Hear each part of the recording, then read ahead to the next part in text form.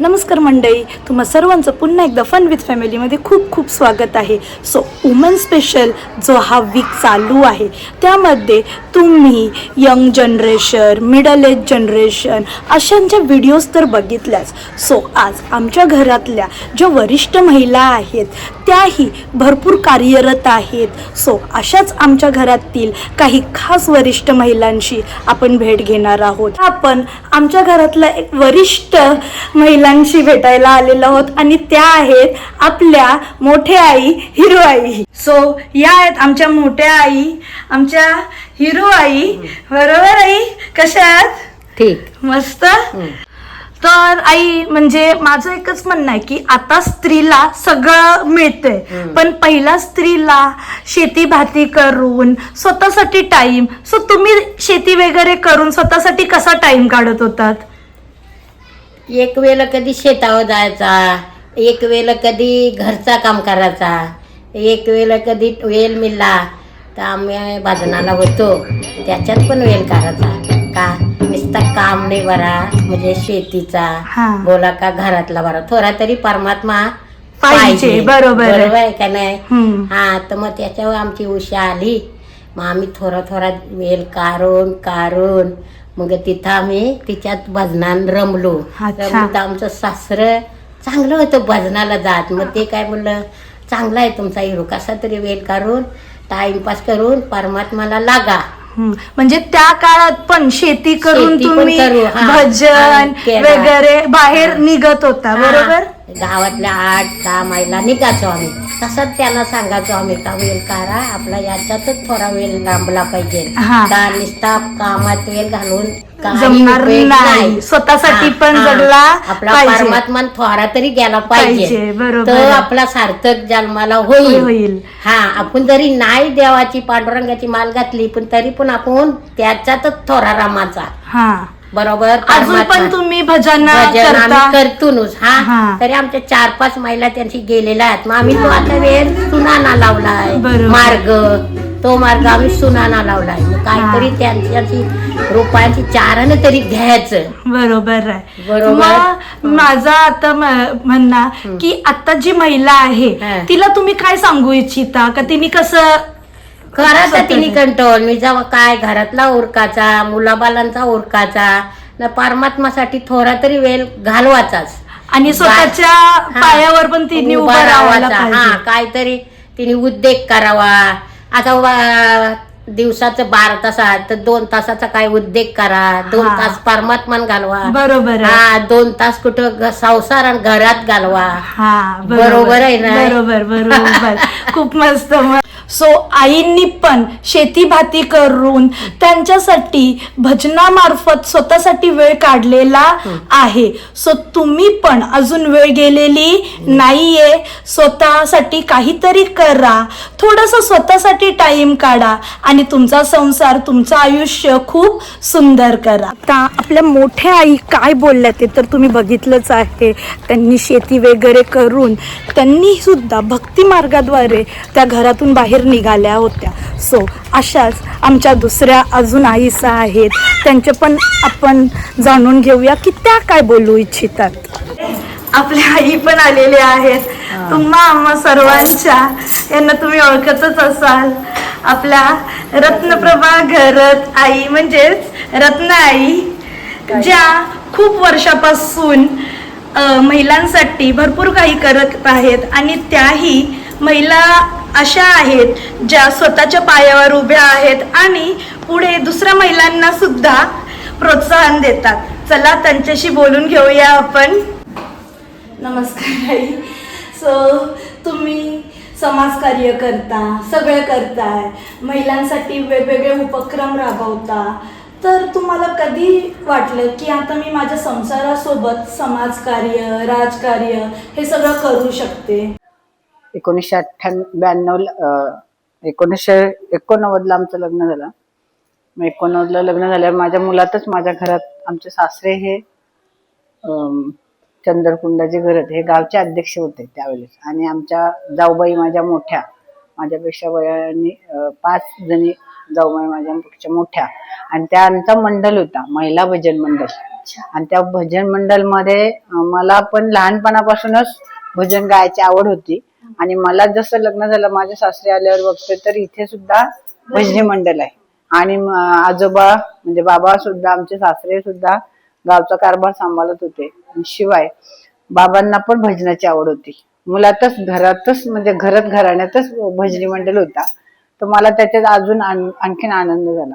कारण घरामध्ये आमच्या जाऊबाई 3 जाऊबाई तर गातच होत्या, 4 जाऊबाई गात होत्या आणि 5वी मी आली. कारण ते मला पण गाण्याची आवड होती. मोठ्या जाऊबाई फक्त आमच्या 6 नंबरच्या म्हणजे सर्वात मोठ्या, त्या फक्त भजनी गायच्या नाही पण त्या आमच्या भजनामध्ये बसायच्या. तर त्या या आपल्या आई पण आलेल्या आहेत. आई त्या पण बसा. आमच्या भजनामध्ये बस ताई बसा आपल्या शाळेत बसा. तर आई पण भजन खूप छान बोलतात. त्याही भजन मंडळीमध्ये आहेत आणि मस्त असं त्यांचा सूर तालामध्ये भजन असतो. खूप छान असं भजन बोलतात. त्यांची पण काय मत आहे आपण जाणून घेऊ. आई काय बोलतात. तर आमच्या अशा या 5 जाऊबाई आम्ही गाणाऱ्या, त्यांचा हा 3 नंबरच्या ह्या, 4 नंबरचे मी आणि 5 नंबरच्या आमच्या त्या जाऊबाई बसल्यात. अशा आमच्या घरातच भजन गाण्याची जी आवड होती आणि मला लहानपणापासून गायची आवड होती. भजन आमच्या घरी सुद्धा मंदिर आहे, त्या मंदिरामध्ये आम्ही भजन गायचो. तशा अर्थाने बघायला गेलं तर आमचा जो संप्रदाय आहे देवसागर साधक समाज, त्या माध्यमातून आम्ही भजन करायचो. देवसागर साधक समाज बालकृष्ण महाराज मंदिर, आणि त्या मंदिरात आम्ही एकत्र असायचो. त्याच्यामुळे आम्हाला सगळे जे काही प्रोग्राम असतात किंवा एकत्र येण्याची पद्धत माहिती होती. त्याच्यानंतर हळूहळू आमचा मंडळ म्हणजे सासरी जसं लग्न झालं तेव्हा बघते तर सासरी मंडळच होता रेडी, म्हणजे महिला मंडळ महिला भजन मंडळ, भावभक्ती महिला भजन मंडळ. त्यांच्या अध्यक्ष आमच्या जाऊबाई होत्या उषाताई घरात, त्या आता नाहीयेत. पण आणि 5 गायिका होत्या म्हणजे जाऊबाई आमच्या 5 जणी गाणाऱ्या होत्या. 5 जणी गाणाऱ्या घरातल्या घरात. वादक म्हणून आमचा पोरगा वाजवतो रविदादा असेल तबला वाजवायला. ही अशी पद्धतीने यमन असेल, ही सगळ्या पोरांना आवड आहे. वैभव तो सुद्धा थोडीफार पकवाज वाजवतो, पण जास्त आम्हाला अजित भजनाला साथ द्यायचा. आणि पहिला भजनाच्या द्वारे बाहेर पडलो असं आहे. आणि त्याच्यानंतर मग तुम्हाला आमचा प्रवास म्हणजे भक्ती मार्गातूनच झालेला आहे एकत्र. म्हणजे असं बाहेर कसं पडायचं आणि घरात बाहेरच नसतो पडला. आम्ही भजनाच्या निमित्ताने आम्ही गावोगाव भजन करायला पण जायचो. त्यावेळेस कसं झालं, जसं मला तरी आठवतं की आमचं लग्न झालं त्यावेळेस जी मुलं झालीत म्हणजे मग आशिष असेल, राहुल असेल किंवा देवेश्री, भाग्यश्री, मग या मुली आहेत त्या किंवा तुम्ही सुना, या सगळ्या आता शिकलेली सुशिक्षित आले. सुशिक्षित असल्यामुळे मुली पण आमच्या भरपूर शिकल्या. यमाता इतर माझं लग्न झालं तेव्हा यमा 10वीला असताना तिने डीएड केला आणि तेव्हापासून ती सर्व्हिस करते. ते आजपर्यंत ती सर्व्हिस करते. तशाच आता तुझं लग्न झालं, तू आली, तू पण सुशिक्षित. राहुल झाला, राहुलची मिसेस प्रणाली आमची, ती पण सिकेटी मध्ये कॉलेजमध्ये आपल्या ऑफिसला कामाला. असा करता करता आपल्या सुशिक्षितपणा आहे, पण घरातूनच प्राधान्य जर दिला तर आपल्याला महिलांना नक्कीच पुढे जाऊ शकतो. म्हणून सांगण्याचं तात्पर्य काय, तर आम्हाला जशी माहेरी भजन मंडळच्या निमित्ताने बाहेर पडायचो तर म्हणजे जनसंपर्क वाढला, तसं सासरे आल्यावर भजनी मंडळच्या प्लस समाजकार्य करता करता मग राजकारणामध्ये घेतली गेली. तर राजकारणात मला माझ्या भाऊ रामचंद्र ठाकूर साहेब यांनी मला पुढे आणली. गेलं तर सगळ्या महिला सगळ्या क्षेत्रात महिला या आघाडीवर आहेत, म्हणजे पुढे आहेत. पुढे आहेत म्हणजे सगळे बचत गटवाल्यांनी सगळ्यांचं धंदे सगळे भरपूर काय काय व्यवसाय केले. खूप सुरू झालेले मग तर असा शिक्षण घेतलेलं म्हणजे शिक्षण असला म्हणजे आजकाल सगळ्या क्षेत्रात महिला पुढे आहेत असं म्हटलं. त्याच्यामध्ये पण सगळ्या छोट्या छोट्या व्यवसायापासून त्या अगदी मोठ्या पदवीवर बसले, डॉक्टर असतील, इंजिनियर असतील असे. आणि मग त्या घराच्या बाहेर पडतात. त्या घराच्या बाहेर पडण्यासाठी विशेषतः पहिल्यांदा म्हणजे आपल्याला घरातून पाठिंबा असायला लागतो. तर आम्हाला सुद्धा आता पहिला मी सुद्धा राजकारणात आली किंवा समाजकार्य करता करता राजकारणात आले. तर पहिला मी सांगितल्याप्रमाणे मगाशी की आम्हाला 2004 ला आमचा महिला मंडळ रजिस्टर केला, भावभक्ती महिला भजन मंडळ. त्यावेळेस मी पहिला भाषण केलं प्रास्ताविक म्हणून. असं कुठे आपल्या कोपर कार्यक्रम झाला कोपरला देशमुख साहेबांच्या खूप छान वाटलं. तेव्हा मी पहिल्यांदा भाषण केलं आणि तो भाषण ऐकून मोठ्या शेटणी म्हणजे रामचंद्र ठाकूर साहेबांनी माझ्या भाऊनी त्यांनी मला सांगितलं का बघ चंद्राताईला आमच्या बोलल्या रत्नाने बघ कसं भाषण केलं. मी बोलले नाही हो, मी पहिल्यांदाच बोललो, पण तो बोललो म्हणजे असे म्हणजे काय ठरवलेलं. तर बोलतात म्हणजे असंच बोलायचं असतं. आणि मग तेव्हापासून म्हणजे मला ती थोडीशी माईकवर बोलण्याची, स्टेजवर बोलण्याची जशी काही डेअरिंग आली असेल की. आता कितीतरी अशा महिला आहेत ज्या शिकलेल्या नाहीयेत, हम्म. पण त्यांच्यामध्ये वेगवेगळ्या कलाकृती आहेत. आहेत.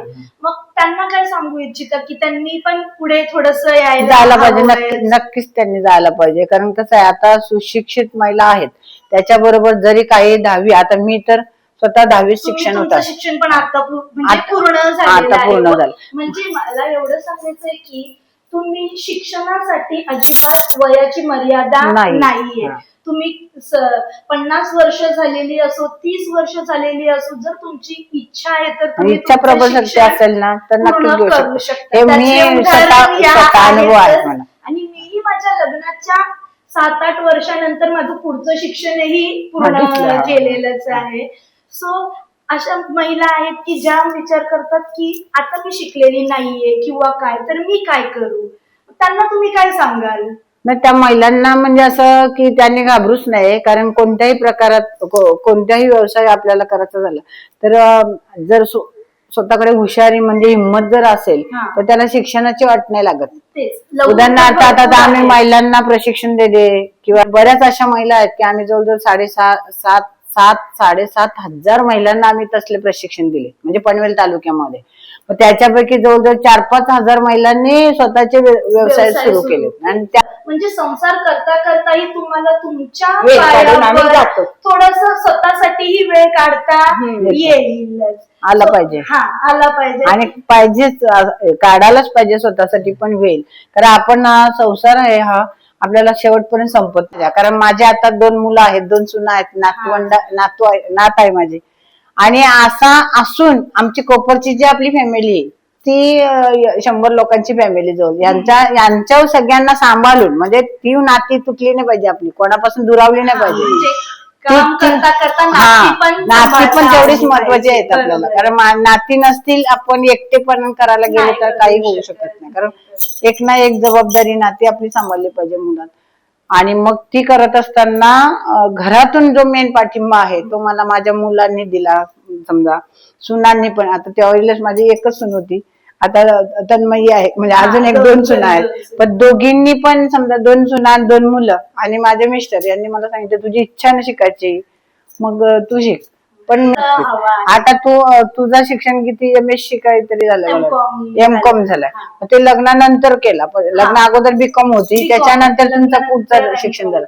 पण तसा आपल्या घरातून आता तुला सासू सासरे, दीर किंवा तुझे मिस्टर त्यांनी सगळ्यांनी सपोर्ट केला म्हणून आज तू M.Com पूर्ण केला. ते करून पण तू हल्ली ट्युशन घेते 12वी वाल्यांच्या विद्यार्थ्यांची. मला वाटतं नर्सरी पासून ते TY पर्यंत ट्युशन घेते. म्हणजे घरचा सांभाळून ते पण सांभाळते. ह्यालाच तर कर्तृत्व महिला म्हणतात. म्हणून महिलांनाच म्हणजे अभिमान राखला पाहिजे. दुसऱ्या महिलाला सपोर्ट करायला पाहिजे, नक्कीच पाहिजे. आणि त्याच्यातून सपोर्ट तर करायला पण पाहिजे आणि एकमेकींचा आपणच अभिमान करायला पाहिजे. बाबा नाही पुढे जाते तर तिला पुढे जाऊ द्या. त्यासाठी आणि कोणाच्या अंगात वेगवेगळ्या कला असतात. आपल्या तुमच्यासारख्या अभ्यासाची कला असेल तर आमच्यासारख्या भजनी मंडळची आहे. तर एखाद्याला काय साहित्य कोणाला कशी सांगतो का पूनम त्यालाच घेते म्हणजे काय आता सकाळी 9:30 वाजल्यापासून संध्याकाळी 10 वाजता म्हणजे एकमेकाला सपोर्ट केला तर आणि सपोर्ट आहे, मिस्टरांचा सपोर्ट आहे म्हणून त्या गोष्टी आणि दुसरा तुम्हाला पण बाबांची भजनाला जाताय किंवा काय. जोपर्यंत घरातून आपल्याला महिलांना सपोर्ट नाही भेटत मग आणि मेन म्हणजे आपली पण जिद्द पण पाहिजे. घरच्यांनी सपोर्ट केला पण आपल्याला नाही करू शकता. तर महिलांना काय संदेश देऊ इच्छिता तुम्ही? महिला दिनाच्या सर्व महिला भगिनींना आमच्याकडून खूप खूप शुभेच्छा. आणि महिलांना एकच सांगेन की सर्व महिलांनी सक्षम व्हा आणि दुसऱ्या महिलांना ज्या आपल्या सानिध्यात असतील, आपल्या घरामध्ये असतील, त्यांना पण सक्षम होण्यासाठी प्रोत्साहन करा. त्यांना बल द्या घरातून की आपण सुद्धा महिला कमी नाही आहोत. तर स्वतःच्या पायावर उभं राहायला शिका आणि दुसऱ्यांना पण शिका. आई तुम्ही काय सांगू इच्छिता महिलांना सगळ्या? असाच उद्योग करत जा आणि असंच पुढे जा. ठीक आहे, चला थँक्यू आई, धन्यवाद. धन्यवाद.